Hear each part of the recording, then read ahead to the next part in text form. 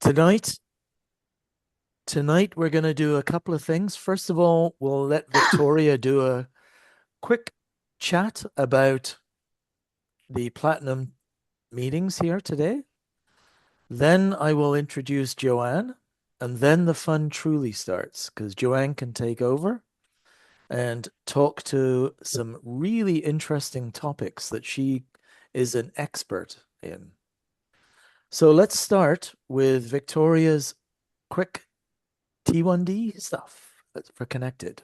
Go for it. Wait, Gareth, who are you? Tell Oh, us who you yeah. are Well, first. I'm Gareth, as you can tell from the name. I'm an aging Welshman who now lives in Canada. I've been diabetic for 41 years, and I became diabetic as an adult, which kind of frames the age of me, which means I fit into this category. I'm still working, unfortunately, but that's a different story altogether. And Joanne, do you want to give a brief synopsis of yourself? Sure. The Joe hyphen Ann. Joe-Ann. Thank you so much, Gareth. I am working to support this session as a room coach or a room, what's my title? Captain.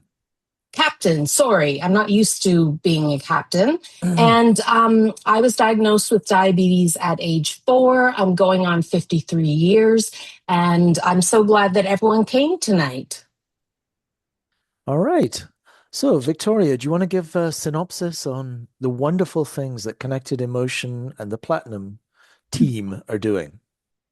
Yes. So, hi everyone and welcome. My name is Victoria. I work at Connected Emotion and I am mainly responsible for making sure the Platinum Club runs and functions really well. I know there's a big history of the Platinum Club and members and people who have been involved and part of it and helped shape it into what it is now. And thanks to a lot of you who are here and many who are also not here in this room right now. Um, it has a form and a shape for the 2026 year. You gave some input into dates and times that work well for you. And based on majority, we went with Thursdays, 7:30 p.m. Eastern, which is 4:30 Pacific, and then all the times in between that I probably will not say correctly, so I'll stick with that. Um, and it's happening once every month, and there'll be a social. So we had a social in January, which is just a space to jump online, talk, get to know each other, um, learn about all of our different diabetes struggles and successes and questions and answers, and anything else. Uh, as well as sessions, which are geared towards someone who has lots of experience in a particular topic. Or today we have joined Mila, who will present for us. And they are educational sessions to learn more and also ask questions and share the space with each other. And my role today will just be sort of tech support and to answer any questions on the connected emotion side, and to make sure everybody feels welcome and connected. And yeah, and I posted the Platinum website into the chat. It's just connectedemotion.ca/platinum. If you have more questions, my email's there. And you can get in touch at any time. And I hope, or I'm looking forward to Joanne's talk tonight, and I'll pass it back to Gareth. All right. Well, thank you very much, Victoria. First of all, I would like to start to give you a brief synopsis of Joanne, and I will review a bio. Now, Joanne has been jousting and juggling. That's without a big long wooden spear, I hate to say, but type 1 diabetes since January 25th, 1965. It's been a long, bumpy journey, especially in recent years, with multiple non-diabetes related hospitalizations that opened her eyes to the importance of being a prepared T1D. These experiences inspired her to write a book and speak widely about preparedness, emerging technologies, and the power of community. It's very interesting, by the way, and I'll just throw in my 10 cents worth here, the order in which she stated those, which I think is very critical. A DIY looper since 2016, Joanne helps run the Facebook group Loop and Learn, supporting people with type 1 diabetes as they learn to drive the loop. She has hosted interviews with researchers, developers, and community leaders on the Loop and Learn YouTube channel. Today, she lives with her wonderful and deeply involved husband, Richard, and her very adorable dog, who I cannot see. But that's probably planned. Joanne is the founder of T1D to 100.com, which is a community-focused website dedicated to supporting people with type 1 diabetes as they age. The website offers resources, shared experiences, advocacy guidance, and tools to help individuals prepare for and thrive with type 1 diabetes throughout later life. And without that, I will now hand it over to Joanne. Thank you very much, Joanne. Thanks, Gareth. Yes, and my puppy has moved on, but his name was Hey Buddy, and he was a great Oh, companion. Hi, everybody, and Connected Emotion. Thank you so much for reaching out and opening up this opportunity so that I can share with you what we've been working on. Um, and so I'll just give you a little fuller background. I was born and raised in New York, just outside of New York City. And I currently live in Southern California. The weather is a lot warmer. I guess that doesn't bother Canadians, but it bothers me. And I have always been an early adopter of technology. I had one of the first glucose sensors, meters in 1970. It was $500, no insurance, and it was a reflectance meter. It was better than urine testing with Clinitest. But it was not at all accurate, but it was so cool. And I was just kind of bitten by the bug of how do I make this better? When I went to college, I got one of the first LifeScan meters. It actually, some of you may not know, it took 45 seconds to get a reading. Um, it too was inaccurate, but less inaccurate than urine testing and the reflectance meter. And you could carry it with you. You didn't have to plug it in. Um, I got my first insulin pump in 2004, and it was my Deltec Cosmo, which I absolutely adored and fascinated with. And I saw a presentation about CGM in 2006 when there were none on the market, and I poked my husband and said, I need one of those. I just need one of those. And within a year, I had one of those. I had one of the early Dexcom STS sensors, which I, at a conference, actually called it a random number generator because it was just so terribly inaccurate. But I was kind of full of myself. I probably should never have said that, but it was true. Um, I jumped over to Abbott Navigator when it was released on the market and was, to me, a much better CGM, but then they had a change in vendors for their devices and they were pulled from the market. I heard they had a whole warehouse full of them in Northern California, and I said, could I just wander in your warehouse and take a few? But that was not allowed. Um, in 2014, I heard about the open source community and Night Scout, which is an open source, which means developers developed it. It's not a commercial product to allow you to see all of your inputs on one display. And I thought, hey, that's cool. Didn't need it. I wasn't monitoring a child, but I thought that's really cool. So I jumped in and set up the first group build where we put 14 people on Night Scout. There was no documentation. It was quite the challenge, but all the developers were there. It was sponsored by JDRF until the morning it was to be held, and corporate found out what we were doing and a little hissy fit, but we already had people flying in, so we couldn't cancel, so we went forward. 16, I heard about open source Loop. I bought my first old Medtronic pump on Craigslist from a lady in Las Vegas, sent her $600, and my husband said, "You did what?" And I said, "Oh, she's diabetic. I trust her." And the pump arrived, and so I've been looping ever since in the open source community. In about 2018, I thought, we need a group to help us, each other, because it's beyond just how do you build your own app, but how do you use it? It's like building your own Porsche. You can figure out how to build a Porsche, but then how do you drive it in the rain and the snow? All the things you need about this fine-tuned device. Um, During COVID, we took to Facebook. I set it up. It was SoCal Loopers where we started, and we grew very fast and worldwide. So we rebranded to Loop and Learn.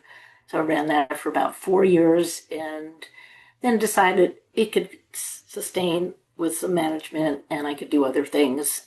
It's still up and going. It's got 14,000 members worldwide, about an active membership of about 80%, which is pretty extraordinary on a Facebook group. And it's there to help people figure the stuff out that the doctors can't tell you, the educators can't tell you. And again, it's community. How do we help each other? How do we advocate? My first experience as an adult, I had an experience in a hospital in college, which terrified me because they gave me glucose in the ER, and I felt my face flush. And I said, "What's happening?" And they said, "Well, you hadn't eaten in a while. We thought you needed food." And I said, "Could you please give me a glucose monitor? Could you please test my blood sugar?" And I started giving orders. And I was just in college at that point, but thought, this is dangerous.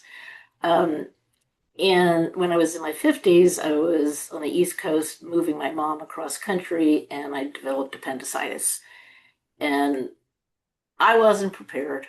I wasn't planning to be in the hospital. And that was a very rude awakening of being unprepared when it's easy enough to make sure you just are. Um, and I survived that. I was in and out of the hospital in 36 hours. I had good care because I was directing the care and they let me um, in New York, of all places. And but I got home and I thought there was a lot that I learned and I should share it in the community. And I started writing a booklet, turned into a book called The Savvy Diabetic, a Survival Guide, because this disease is I think, a tough, challenging disease. I like to say it's not easy to manage. I think it's an impossible task actually to do it perfectly. I don't think it's doable. If you look at 62 factors that impact your control, I can't do it.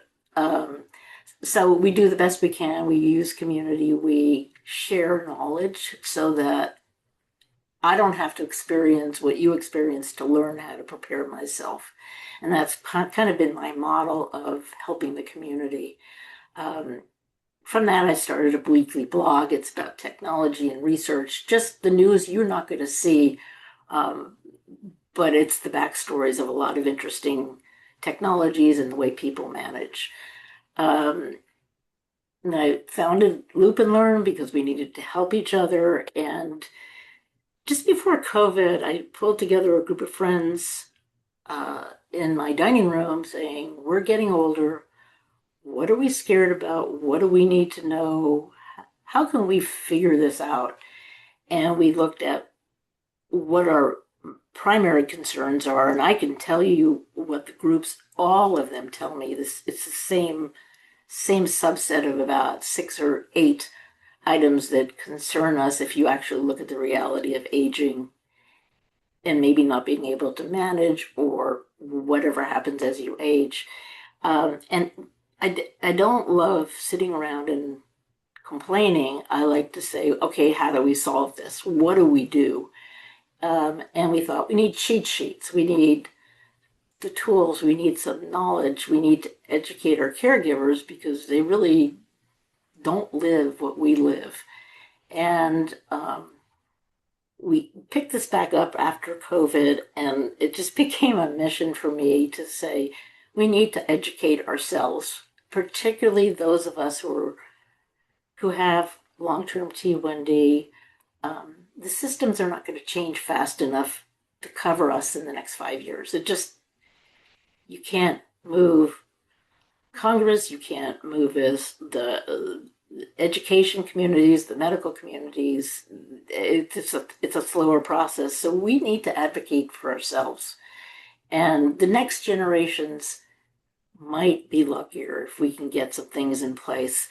When I talked to Bill Polanski, runs the Behavioral Diabetes Institute, and and Paul Madden, who's one of the first psychologists at Joslin, who's also a T1D, I said, we need to do something for the aging T1Ds because we were supposed to be dead and we're not. We're here. I was told 40. I just turned 72 this year and I'm still here. So what do we need to do? And Bill Polanski says, well, what's your problem? Aren't you just grateful? And it struck me that I think you live with diabetes, you have a different awareness of yourself and the world. And he was looking in saying, you should just be happy. And I am. And I'm grateful for the technology and the care I've been able to get. But that doesn't solve the things that are not in place. And there's so many that at times it seems overwhelming. There's a lot that needs to make us safer and to give us knowledge as we age. One of the things I look at is aging everyone from the time you're born. It's a journey and it goes up and down, and you go up into your peak in your 30s and 40s and life is real great.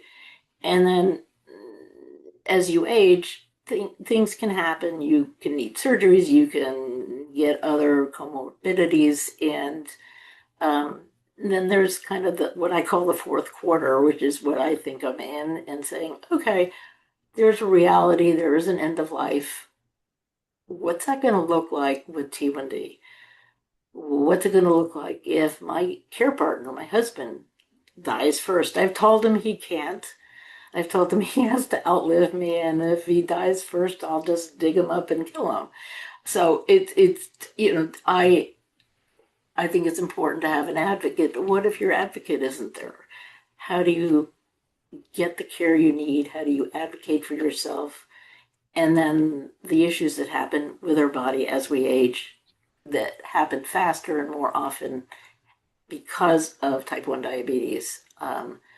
So that's the way T1D to 100 was born. And so we launched a website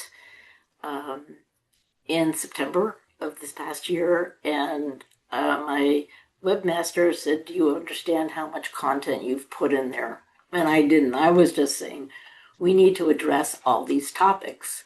And it has a lot of content on different areas. So the things that I am most concerned about and the things that most people express are, how is my body going to change? What are the things that I need to know that are particular to aging with T1D as opposed to just aging? And what can I do about it, or how can I continue to be safe? The other big one is, how do I be safe in the hands of anyone else? A hospital, a retirement community, a nursing home. You could break a hip and suddenly you're in the care of a facility that doesn't necessarily know how to take care of you. How do we get as safe as possible? How do we advocate for changes in policy? How do we get allowed into care facilities? A lot of places will not take us or put premiums on the fees. So it's, how do you be safe in the hospital? Then where are you going to live? And how do you figure that out? That's a pretty pesky one. I think most people say they want to stay home, but you might need care. And how do you do that? As we go through, we also say, things will keep changing. oh, surprise, I need a new doctor. Oh my gosh, I have a new symptom. How do you get resilience? How do you maintain bouncing back? Because my husband describes it as being in a choppy ocean that's filled with lumber. So you've got your feet on the ground and a wave comes and hits you. That's okay, new diagnosis. Get up, get your feet under you. But then you get hit with a piece of log that was in the water. You go, okay, but I have to get back up. And that's one of the things I'm curious about, how people do that. How do you keep feeling good? Because we do experience a lot of loss as we age. A lot of people lose the ability to drive. We lose our hearing. We don't see as well, or we need cataract surgeries. Our balance gets compromised. A whole bunch of stuff happens that we didn't sign up for, but here we are. So all of this is contained on the website, which Gareth is scrolling through, which is great. The whole imagery on the website was designed to make you understand it is a journey. It's ups and downs, and some of it looks soothing, some of it looks hotter colors and maybe more stress. It's all of what happens as you age. So we designed this website. We want people to use it as a resource. Um, we also have a whole library of research articles and that have little abstracts, so you can just find out what the topic is that you're interested in. And then under our section of what's happening, it's news stories and people's lived stories. We welcome those, and we're also conducting interviews because we're all pretty interesting. And I also have to say, if you've lived this long with this disease, and particularly your group who are out there doing stuff in the world, you're pretty good at managing things and organizing yourself. You're pretty darn good. Um, that's wonderful. How do we keep that up? How do we make sure that gets taken care of if we can't do it? Um, so all of that's available on the website, and that's the outreach of giving information. There are other parts to this that I find equally fascinating. And stop me if you have questions, but I can keep talking for a while. My biggest interest is interacting with the research community, which is just really beginning to grow. Um, I work with Meta Munchie at Harvard Joslin, who has a foundation, and they are finally getting some amazing grant proposals out and studying things, and they are turning to us in our community for input, which I think is extraordinary. They're listening to our concerns. I just found out the other day that at the University of North Carolina, they're applying for a grant to study how dangerous hospitals are for T1Ds. And I said, what do you mean? And she said, it's never been studied. Therefore, you can't change policy unless you have research that says, oh, it is dangerous. I said, well, you can't talk to all of us and hear that it is dangerous. And they said, no, you need research.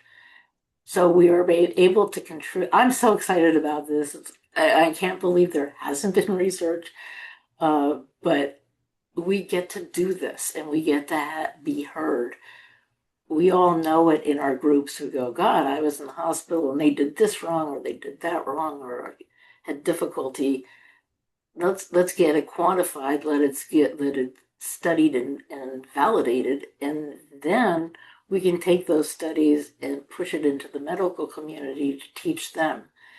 They don't know either because they don't have studies. And I've noticed we're not as cute as 10-year-old diabetics. Um, we have more issues, probably other than emotional issues, and um, we need our doctors to take care of us and to understand what we need. And we need to know how to talk to them, and that's all part of this process of keeping us safe till the end of life.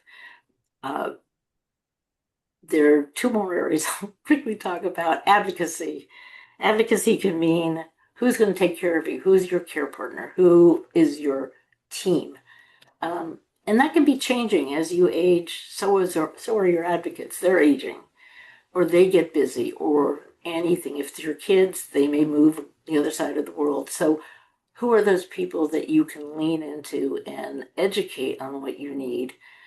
But then there's the larger group, and I see two people from my team on this call who are very focused on advocacy in uh, local legislatures and about the living community and options for care into assisted living facilities.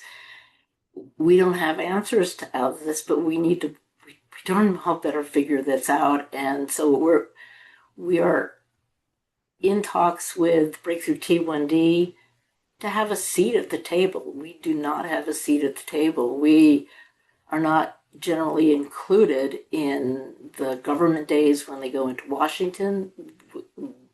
They don't feature us, they feature kids. And we're saying we are the majority of T1Ds now, people over 40. We make up more than 80% of T1Ds. So why are we not there? And so we are actually making inroads there. We are making inroads with American Diabetes Association. They're reaching out to us saying, what do we really need to focus on? And is it really that important? um, I hear that, and the answer is, of course, it's important. So um, we have a group working with them to kind of keep pushing them forward. Lori Harper's on this call, and she made in her advocacy efforts, which are truly amazing, she wrote a letter to AARP Senior Platinum and said, "Can we talk?" And and she's gotten our foot in the door, and we will be doing some programs with their weekly Zooms that get over 100 people with aging adults and probably aging T1Ds and T2Ds, but we get to educate and we get to spread out the information. So there are a bunch of us just going, hey, can you pay attention to us? And I think that's really important.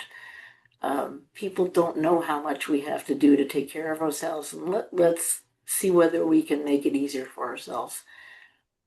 That's all I got. I think I've talked fast enough and enough. But I am really open to any questions you have. I'm going to close my screen. Um, and whatever else you need, let me know and close that down and ask me any questions. Or I'll keep talking. I promise. So if you have any questions, please just come off mute and ask away. Hi, I'm Pat Springall from Nova Scotia, Canada. I'll check in. I do have a question. My question to you, I've been diagnosed with pancreatic cancer, which which I think is related to being a diabetic. I've been on the insulin pump now 39 years. I was diagnosed at 40. Um, my problem is they don't know how to handle people taking chemo that are diabetics.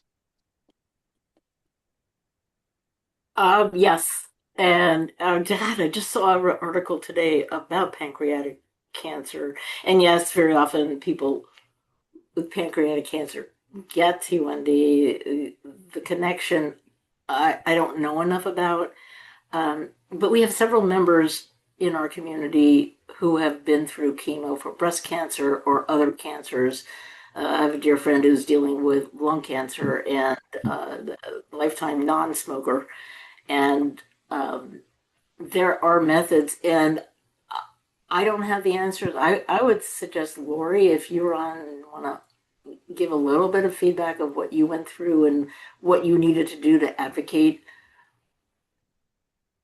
Hi, everybody. I just threw my phone on the floor. Sorry about that. I was fortunate I didn't have to go through chemo, but I did have breast cancer. and they didn't manage my blood sugar during surgery. So my blood sugar went up to almost 500. It was between 450 and 500, which resulted in an infection, serious two infections, and ultimately I had to have three more procedures because of it. Now, to address the chemo, it's probably, I don't say I'm an expert on chemo, but I've had diabetes for 70 years. So I've been around the block a few times and I've talked to a lot of people. I think chemo, like steroid shots or any other number of things, probably puts stress on your body. I'm going to guess, do you have high blood sugars when you take it? Not the woman. Well, I would say that I don't know if she can hear me, but the woman Yes, that I can. Yes, I'm sorry. the I can hear you. And yes, I did some sort of protocol before I started because with the chemo fluids, they have glucose. And Okay. every bag had a different volume of glucose, so I had to deal with it. So I've been crashing most of the day because I don't know if our bodies have changed since my first round of chemo to now. I don't know. It's a game I've been playing all day. I just want to say that's got to be very tough, and I'm sorry to hear about that. I think the thing I was going to say, my passion and what I sometimes send letters out so I don't have to drag Joanne into it. In other words, and then if I get a response, I'll recommend, see if Joanne's interested. And the one thing I'm trying to figure out is how we get more endocrinologists in Canada and the United States, because Yeah. that's one thing that is just ridiculous, that there's such a shortage, and particularly with type 2 diabetes being so prevalent, especially in the States. There's not enough endocrinologists, and those are the kind of things where if there was an endo, I don't know how, if you have access to an endo that can help you or that, navigate that, because that's a tough one. I I'm sorry to hear you got to go through it, and I'm sure you'll get through it, but it's still just like surgery. They're giving Well, you glucose so your stomach doesn't get upset. That's kind of the way I well, that's understand it. that's my that's my next step. I'm due for a Whipple procedure. And I figured the 1st of April, and I'm saying, how are they going to manage my blood sugars? That's bothering me so much. Can you, are you on Facebook? Yes. I would look for a Whipple procedure group and see, because I guarantee there are diabetics in that group. Because I found these groups to be extraordinarily helpful, more so than the doctors who are treating your cancer more than your diabetes, which is unfortunate, but it's kind of the game we play. Um, I just pop me a message in Facebook Messenger, and I will chase down. I'm actually have an appointment up at City of Hope in California next week, and I know the team of endocrinologists there as well, and I will ask them what sort of recommendations are they able to provide across the board or resources for your doctors to help you. So just if you could poke me with a message, I'll follow up on that.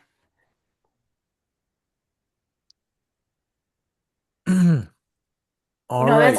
It's an interesting topic because as we age, not just people with T1D, people get cancer. And Absolutely. um, and then your world changes again. It's my biggest word lately is pivot. You go along in one little path and then suddenly you're pivoting, oh, I've got cancer, oh, I have cataract. It's this constant change, and I've come to realize it's going to continue. If we will continue to have change, and we need to learn and just keep moving on and help each other. That's my only way I can figure we'll all get through it as well as we can. All right. Well, we have some questions from the floor. So Ian, do you want to start? Sure, I'll jump in. Uh, Joanne, that was completely inspiring. Oh, Everything you said spoke directly to my experience and to my concerns going forward. I've had, I was 12 years old in 1971, diagnosed with type 1 diabetes. So I think I'm in my 55th year, I think. Um, And my concern with aging is happened. It first came to me when I was in the hospital. I went to Nepal, came back with an infection in my leg, and I was in hospital for about 7 days. It was I don't go to hospitals. I'm a pretty healthy guy, but I was in hospital with this infection, and there was a protocol for someone like me with type 1 in the hospital. I would not have anything to do with it.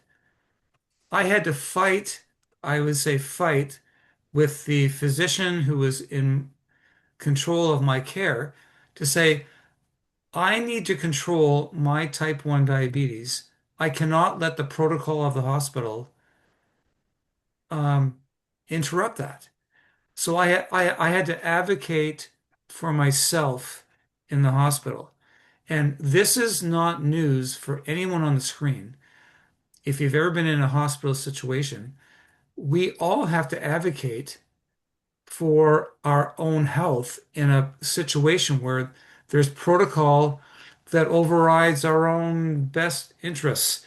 So, so everything you've said, Joanne, in terms of advocacy, growing older.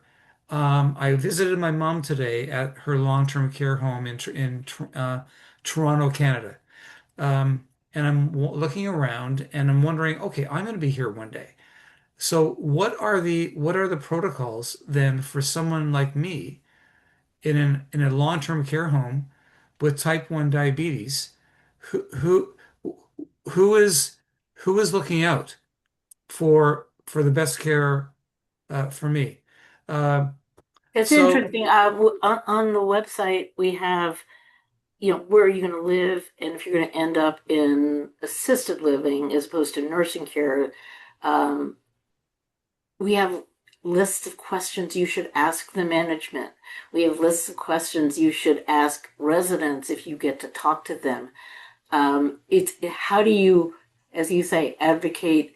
We have to prepare. There's no yes, answer to that. Um, and and what you're saying is exactly right. I developed wristbands for when you're in the hospital. The paper wristbands that say allergic to penicillin. I have one that says type 1 diabetes, and I asked the local hospital, which is in a metropolitan suburban area, and I said, could you just give this to every T1D who shows up in the ER? And they said, it'll take us 5 years to get through compliance. It took me that's 2 weeks excellent. to order them online. I got 500 wristbands. I don't plan to be in the hospital that much. 500 wristbands for $75. And I just give them to anybody who wants them. And my last hospitalization in the intake, I said, I'm going to put this wristband on just so you see what I'm doing. And she said, oh, what is that? Oh, you don't need that. And I said, well, yeah, I do. I really do. And she said, no, no, we got it. And then she started asking, yeah, I see you have type 1 diabetes. Do you need insulin? And I just threw my hands up and I said, that's why I have a That's wristband. it. It's how we take care of ourselves. They're not being evil. No, no, I'm trying to think they're not evil, but they're not paying attention to how critically ill we can get fast. yeah. So we So, used to be it used to be called juvenile diabetes. Like it was juvenile diabetes. Uh, and to this day, Diabetes Canada, when they're looking to raise money for Diabetes Canada, they're showing young kids taking insulin and living with type 1 diabetes. They're That's not because showing anybody on this screen, for We're working goodness on it. sake. And We're young you know working what? on kids, That's the young issue. kids, That's the young issue. kids young kids get recognition and sympathy. Yeah. Yes. We don't. it. But it's All easy to right. raise Thank you, money. Ian. It's Yeah. easy to raise money with a kid. Yeah. They're really good. Yeah. So thank you, Ian. Randy, I wonder if you can ask your question. I first have to say, Joanne, thank you for. I had no idea um, who you are or what you did, and I am just blown away Oh, thanks. by the wonderful things you have done for this community. I'm It's not worthy. I it's just it's thank you, thank it's you. some sort of mission that I have that I can't seem to slow down. Well, My team says slow down. I said I can't. You are an inspiration, certainly. I'm sure I'm not the only one, and I just thank Thank you. you. Thank you. My specific question is about Loop and Learn, which I am really nervous about trying to do it. I'm an Omnipod 5, which I love, but I understand looping myself would be better. So I just, is there a question I should ask? I joined, half an hour ago. Um, can you give me a 1 minute tutorial about what I should ask or what might the best procedure be Um, for those of us that may yeah, be a little nervous about it? yeah. There are a couple of ways to go actually. Uh, Loop and Learn has developed a good starting guide. They finally got a guide that's actually readable. It's a you, you're setting code settings, and it's all now behind a menu, so it's a lot easier. But there's a startup guide, and there's a website, loopandlearn.org, and just go to the startup guide and just have a cup of tea and sit down and just read it calmly. You've been doing diabetes forever.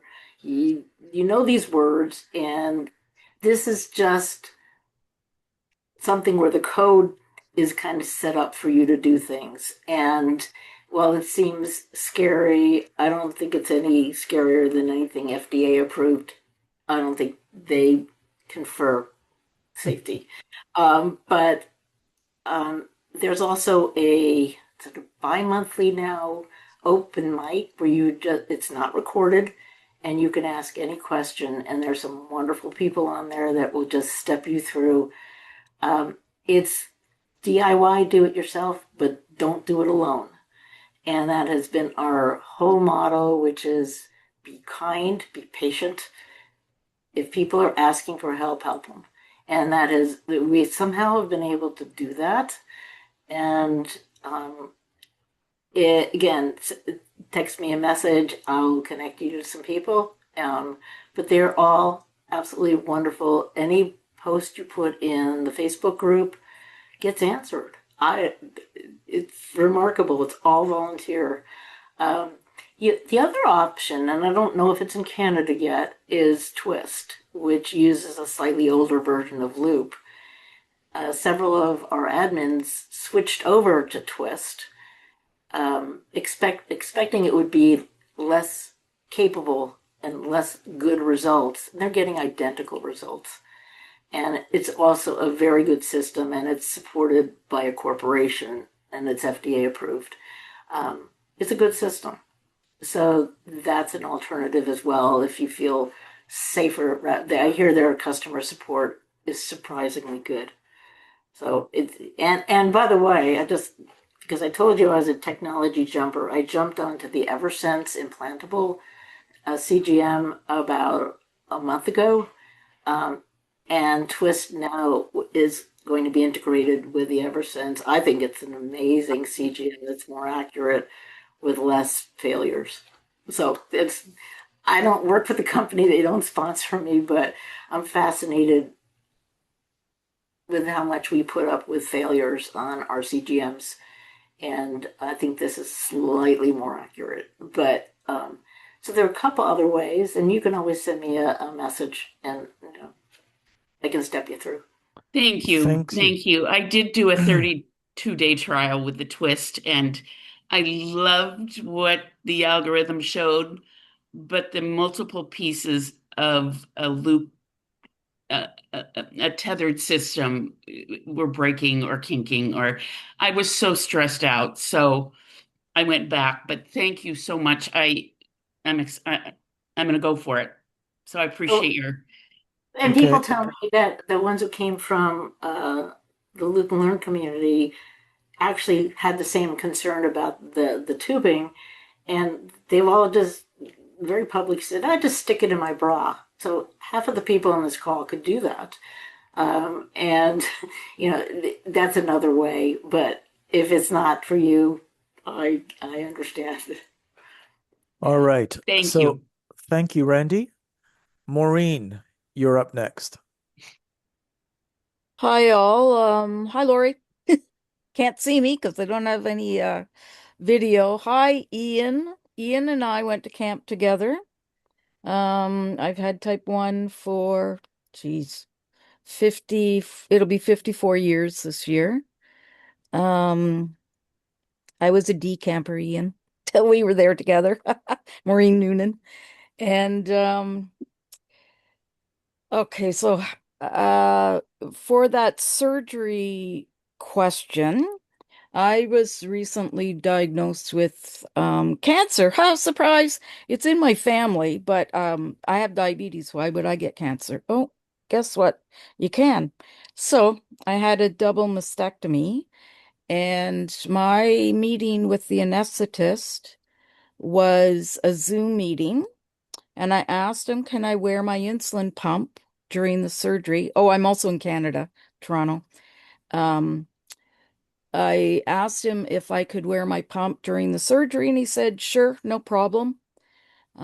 And then I had my surgery. It was day surgery. They sent me home. When I sent me home, my sugars were between 100 and 150, I guess, for you guys. As the day went on, I used the Medtronic pump. It naturally couldn't keep up.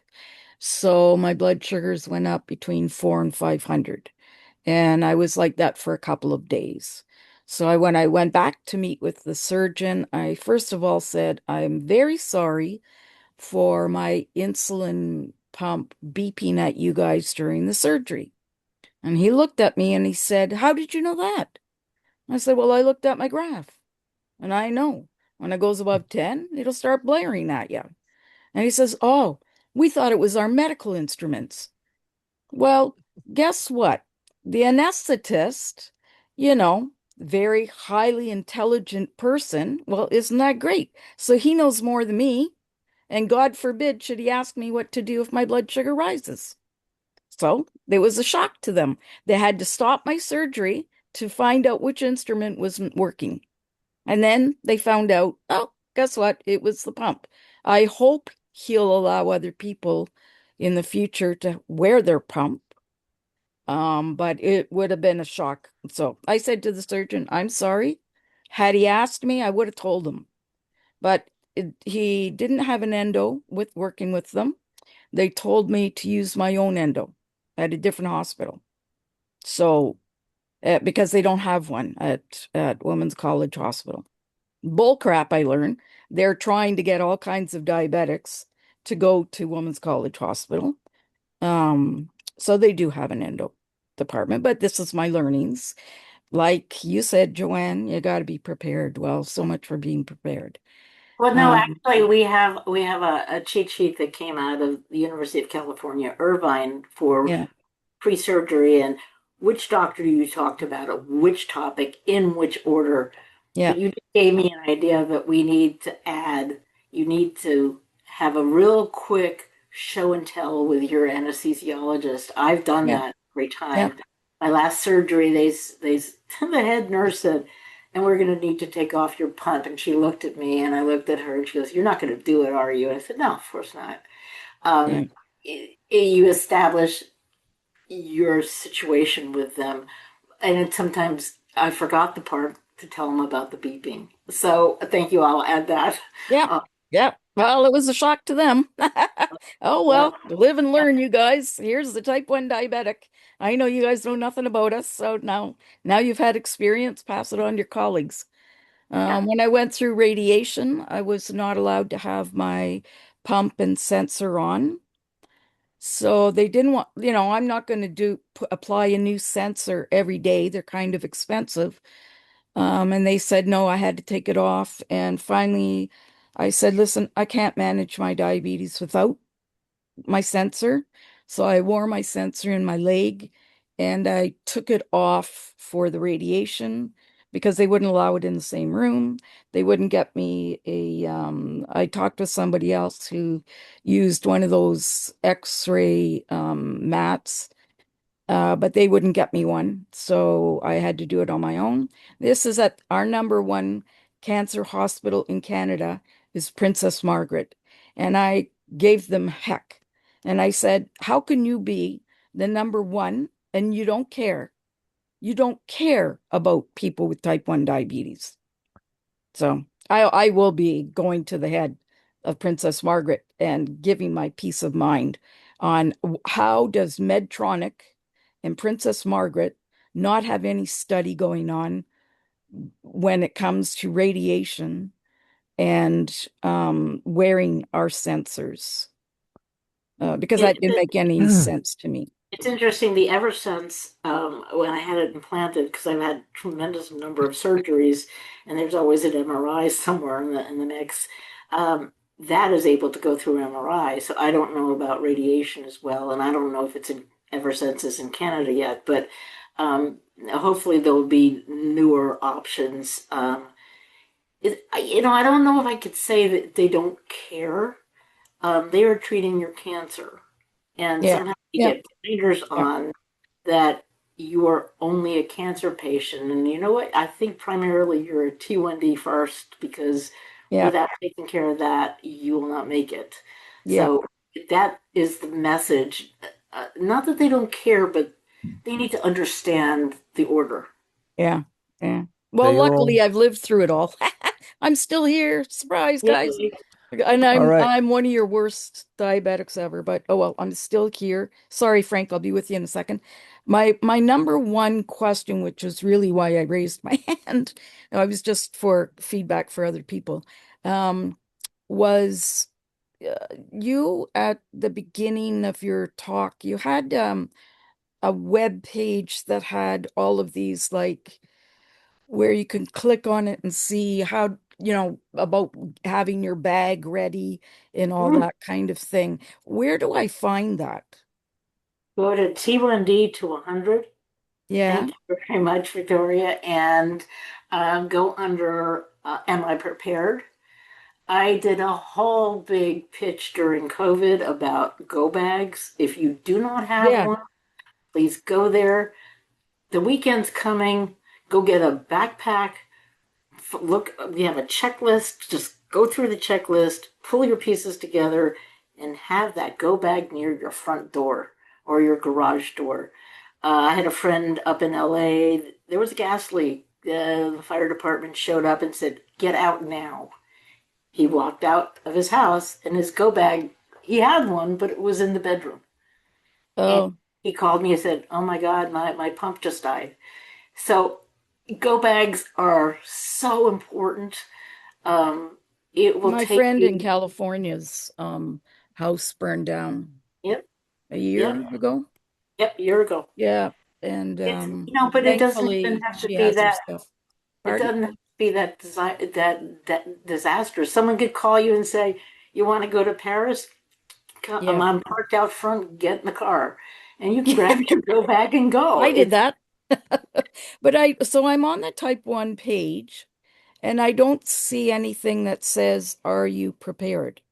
There should be 6 boxes, so 2 rows of 3, and it should the first upper left corner says, "Are you prepared?"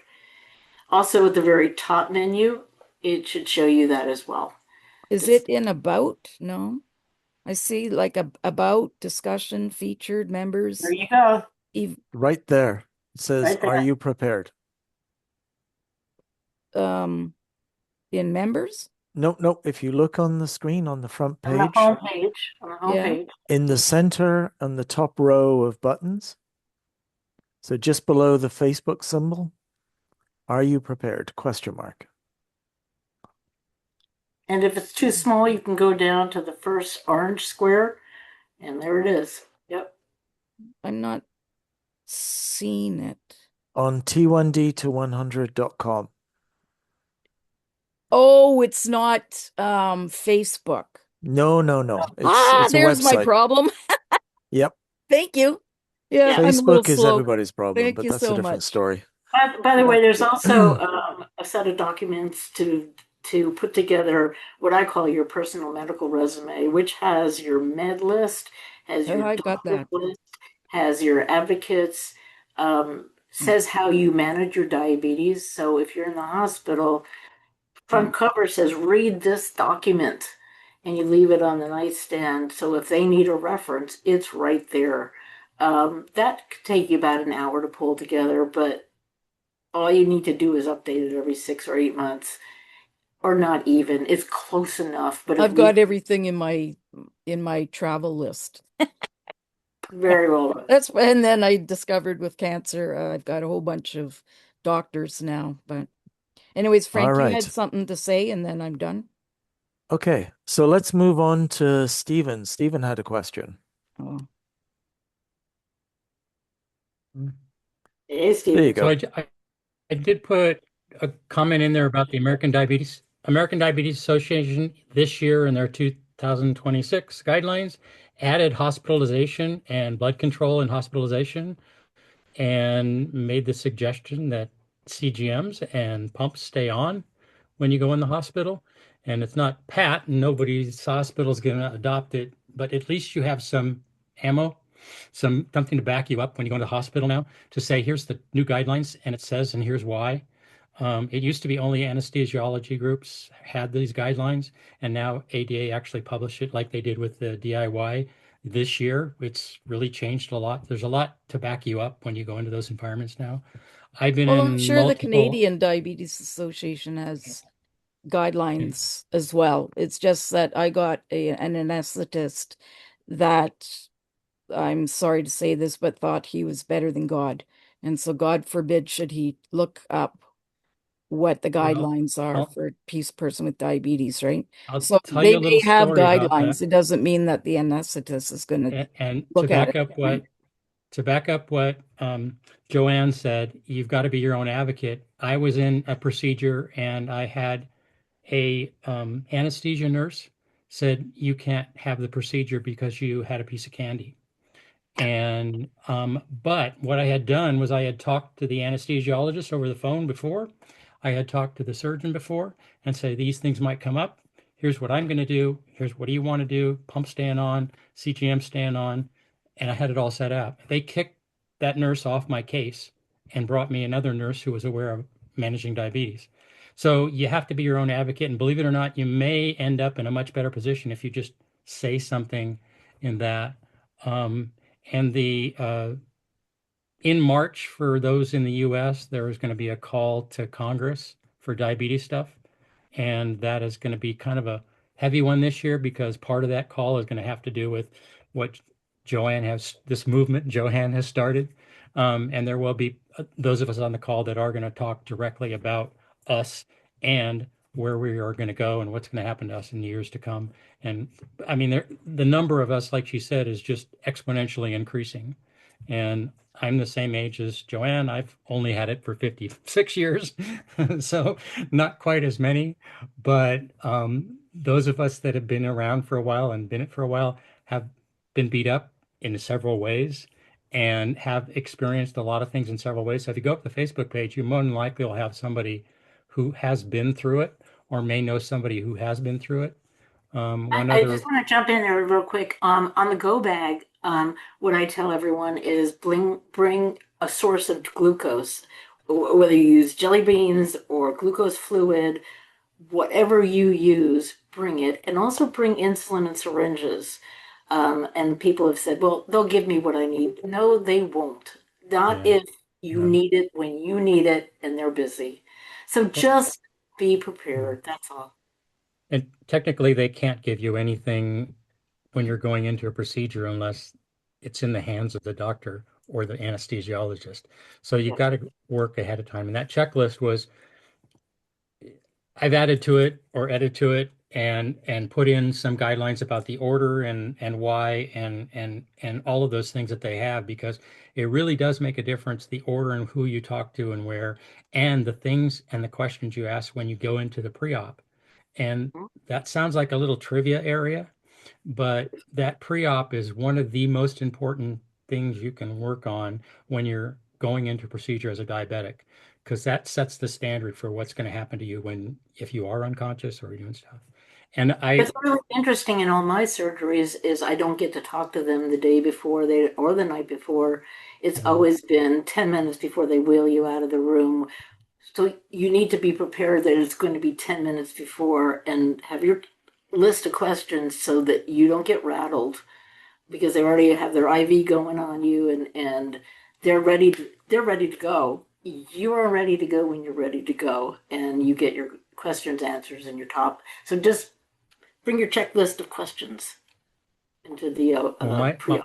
my experience comes from having the wrong knee marked going in, and I had the wrong knee marked for a procedure, and so that was corrected in the pre-op. And you just have to be your own advocate and be aware of what's going on. I have my practice is I go for um, instead of general anesthesia or putting me out, I go for local for everything. Anything that I can do local, I do local. Why do I do that? So I can talk and I can say things and I can get in and out of post-op, because that's like the worst place for a diabetic is post-op, because that's where they just kind of lay you in a bed and then they don't work. You're on your ride and that's the end of it. And it's the whole procedure from beginning to end is what you have to deal with. And it's not just the talk with the doctor. I think that's my spiel on that. It's because I've been through it and I've had the negative and the bad stuff. And the other thing I put up was there is a Juicebox podcast with someone talking about their Whipple experience, and the number up there in the link if there's for it. Yeah. Okay, thanks very much, Stephen. Bill, thank you for your patience. Please carry on. You have to unmute first, though.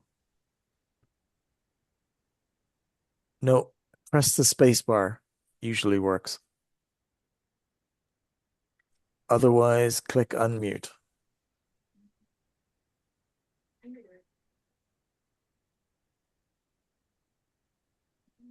Oh, you're still muted, Bill. Want me to go? I've got 3 quick points. Okay. Okay.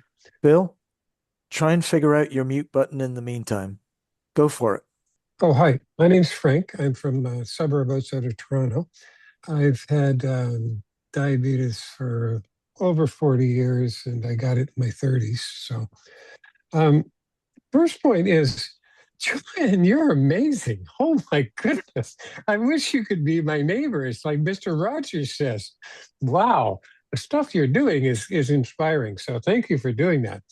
Um, Second point is, I don't recall being old before, and I do have diabetes, but haven't had diabetes when I'm old. And somehow I'm starting to get old, and I'm starting to get all these other conditions that I guess I have to adapt to. And so far, my main theme in life is adapt, adapt, adapt, and it seems to be working.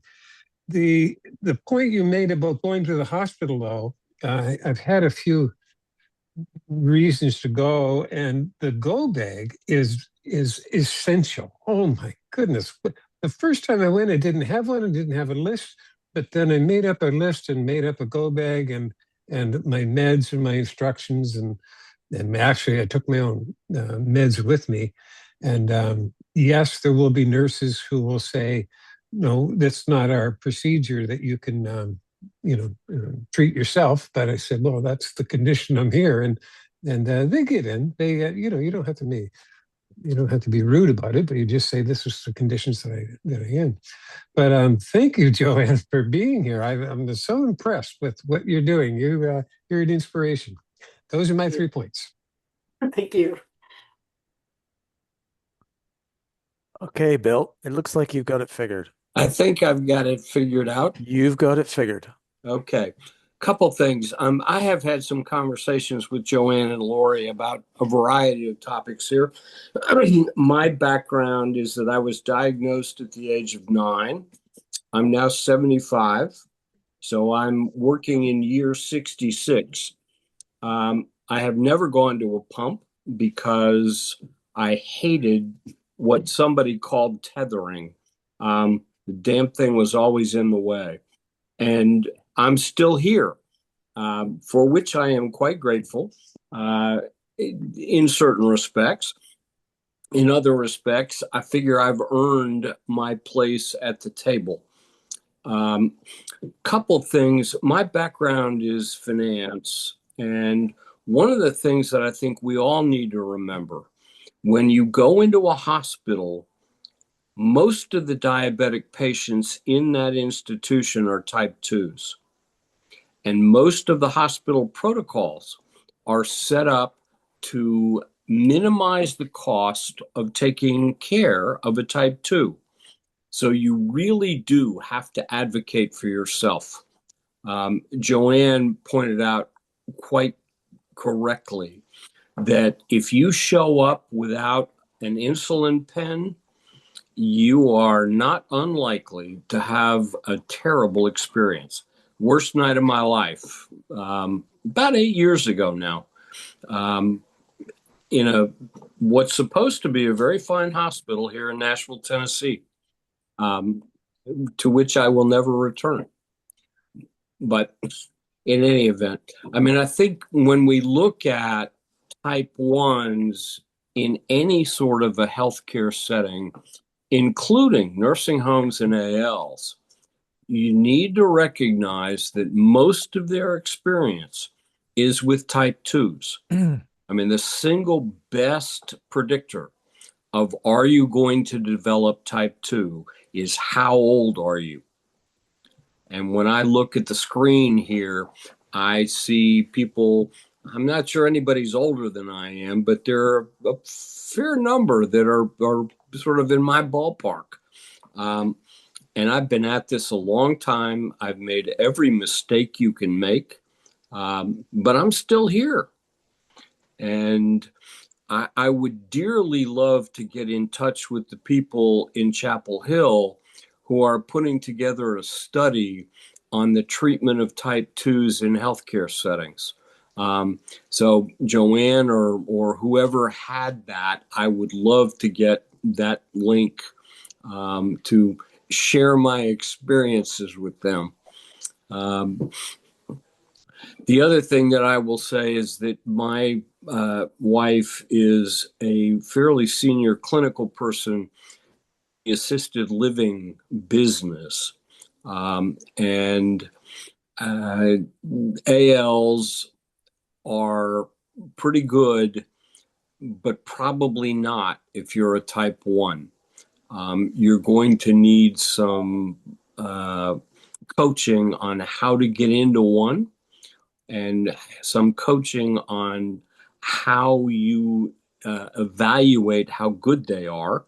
And I think T1D to 100 has a pretty good page, and I'm going to try to help Joanne make it a little better.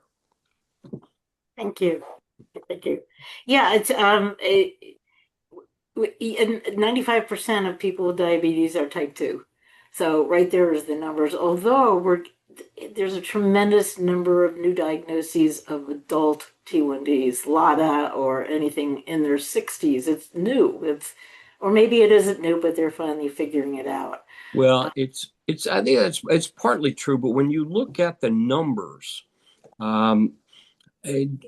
we compose, my best guess is about 0.5% of the Medicare population has type 1. Now, that's a significant increase, certainly over my lifetime. My grandmother actually made it to Medicare on type 1, but she only managed to live a couple of more years. Um, but in any event, when you look at the economics of this, we are not a big market. And so we need to be aware of that as we try to figure out how to get them to take care of what we have, not what 99% of our colleagues have. And it's not a simple thing to do. And I applaud Joanne. And the only other person I know on this call is Lori. And Lori's out there pitching all the time. And, we're going to keep working at it. I mean, I'm fully retired, and this has become sort of an avocation for me. I mean, I was in Washington last October with an organization called DPAC, the Diabetes Patient Advocacy Coalition. Some of their stuff I'm completely behind. Some of it I think is just misguided. And my goal for them for next year is to try to get them to focus on what Medicare is doing in the type 1 space, which is nothing good and several things that are really pretty bad. So with that, I will go back to mute. Thank you, Bill. Joanne, you have a question. I don't know if I've got a question as much as a comment. A success story was I was admitted in an acute psych admission, and psychiatric hospitals are not keen on giving diabetics insulin for obvious reasons. It's a quick out. I told them I wanted to keep my pump. They said no. Their management sent me up to, I don't know how to do the math for y'all in the US, but I was like almost 20. So that was a really high blood sugar. And they said, oh my God, okay, why don't you take over now? I was like, yes. So they actually wrote, together we wrote a protocol for type 1 diabetics when suicide was not imminent, to keep an insulin pump. And I was really proud of that because it wasn't a great time for me to be doing that advocacy mentally, emotionally, but it was important to me to be in control. What worries me the most is advocating for yourself when you're not able to advocate for yourself. And it's when you get hit by the proverbial bus and you end up in the ER. And I've got a medical alert bracelet that says type 1, but we know that's not worth the metal that it's printed on because that doesn't help you. And I think we count on care partners.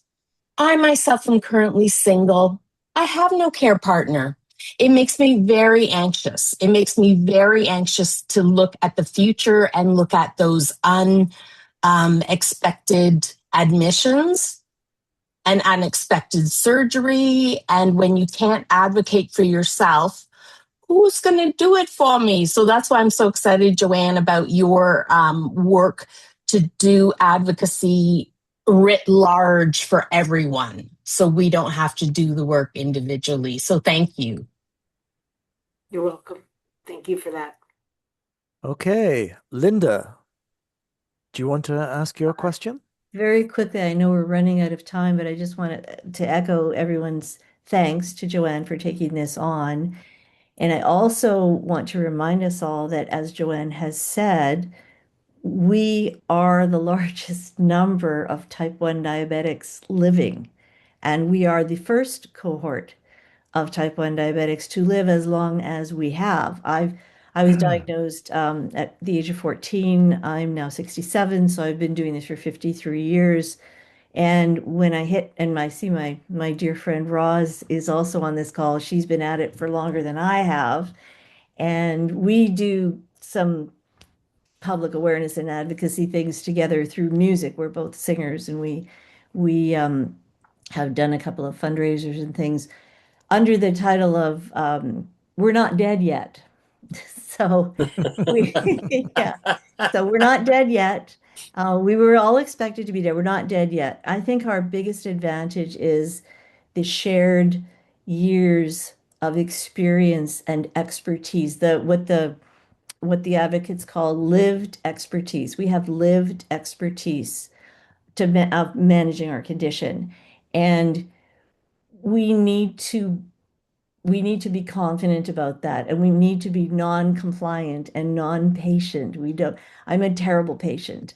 I have an amazing medical team. But I'm a terrible patient because I want to be in control of everything and I want to know everything. And what I'm hearing is that's not a bad thing. That's actually what we need to do, but we need to do it together. So it's not just that crazy woman in emergency who won't let us take her pump off.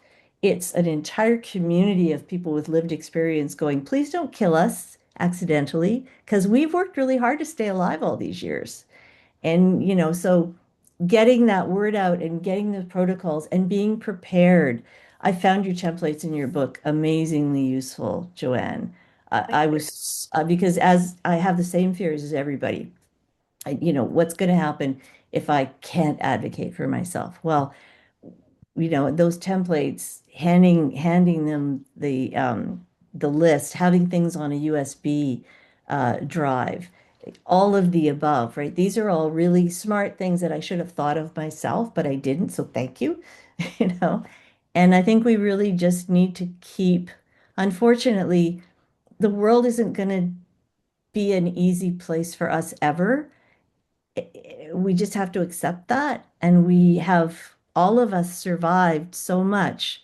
And we have done it by fighting our own bodies, by fighting the system, by fighting people and the ignorance and the stigma of people who don't understand our condition and what we live with and what we have to do every day. And I say fighting, but also by educating and by being compassionate and by helping others to understand what we need, and by helping. My husband is sitting here listening to all of this because he's my best backup system to, right, to everything that I live through. So if we can have these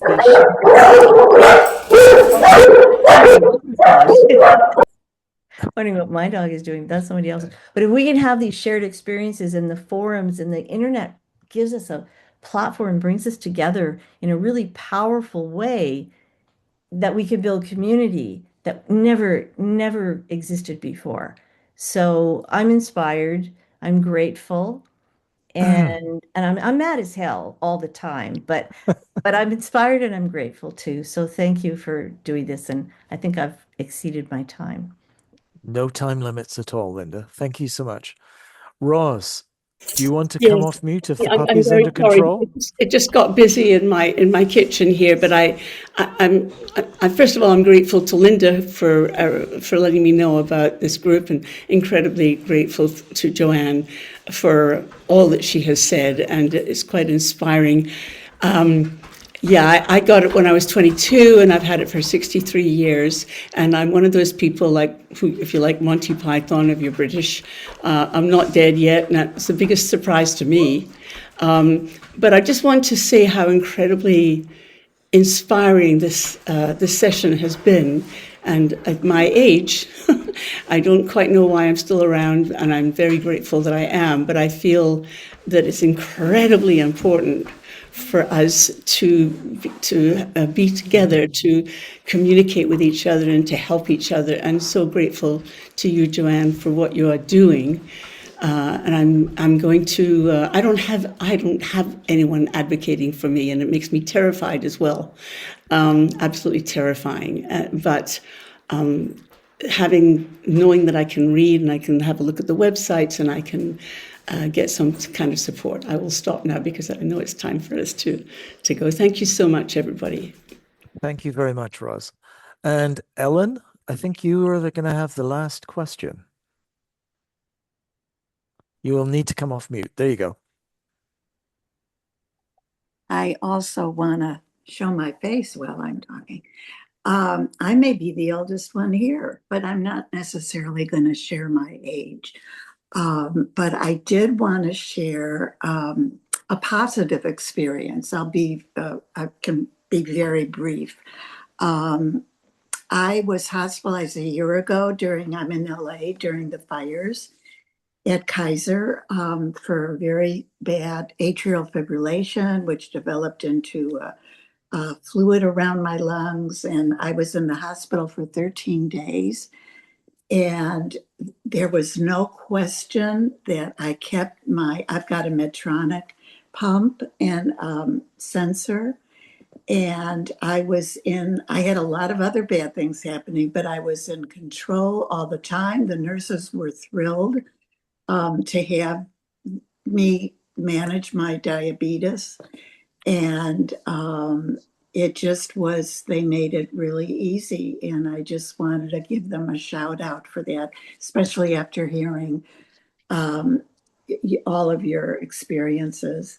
And I also share a lot of your concerns about not having an advocate when I may not be. I'm a retired nurse, so I'm a very strong advocate for myself, but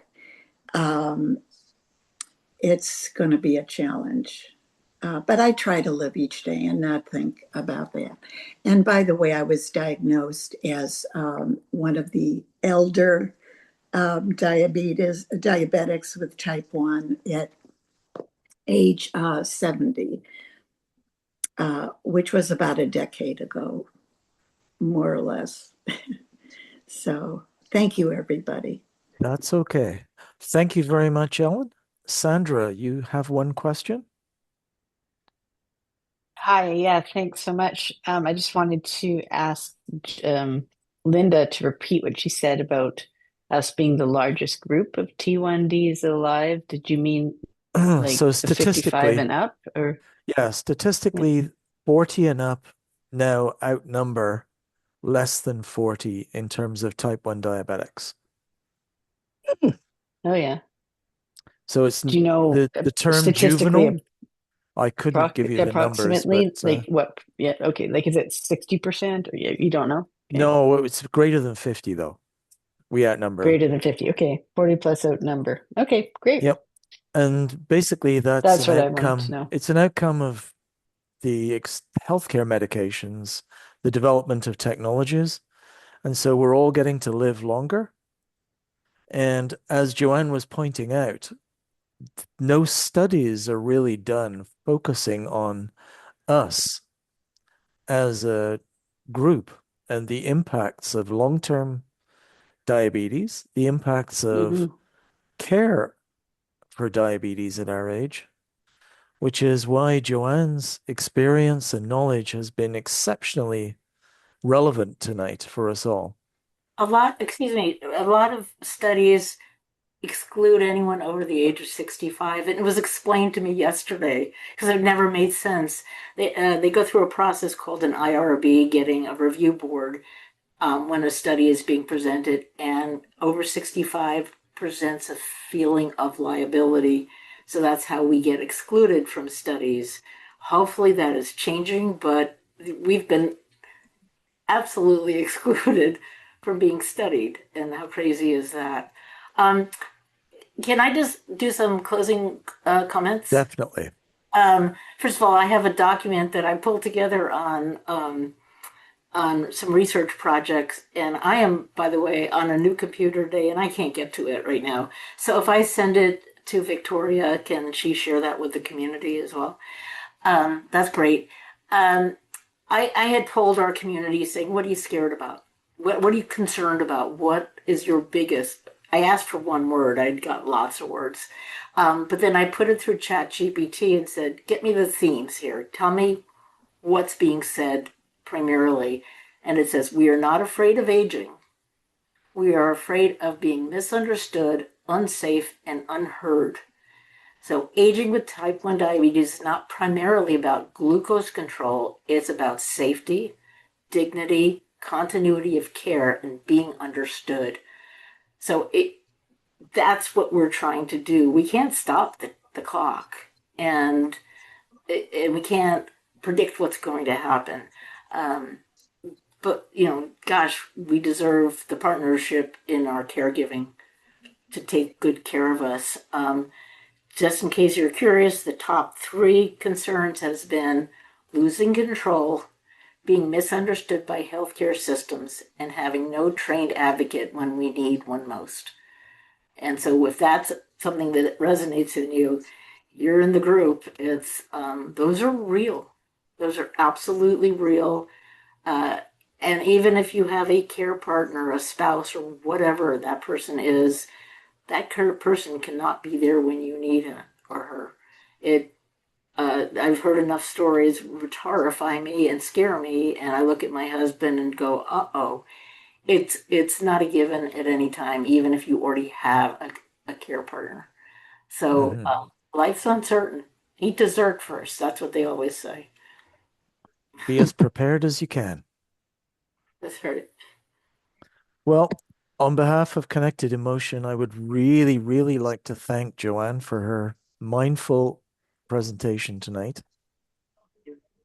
And thank you for everyone else joining and contributing and hopefully learning a lot. And we all look forward to next time. And thank you, Victoria, for coordinating. Thank you And so Joanne for helping me out on the room captain side.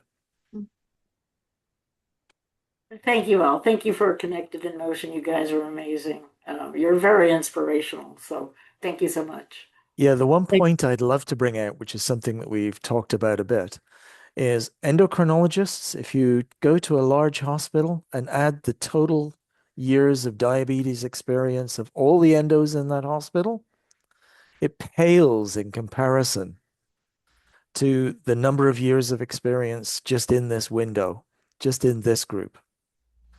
You can learn a lot more from each other, from the community. All right. Thank you very much, everyone. Thank you so much. Thank you. Let's close it here. Thank you, everybody. And thanks so much, Victoria and Connected Emotion, for creating this special, important stuff. Thank No you. problem. Hopefully see everybody next month. Yep. But you'll get an email. Great. Thanks. Good night, everybody.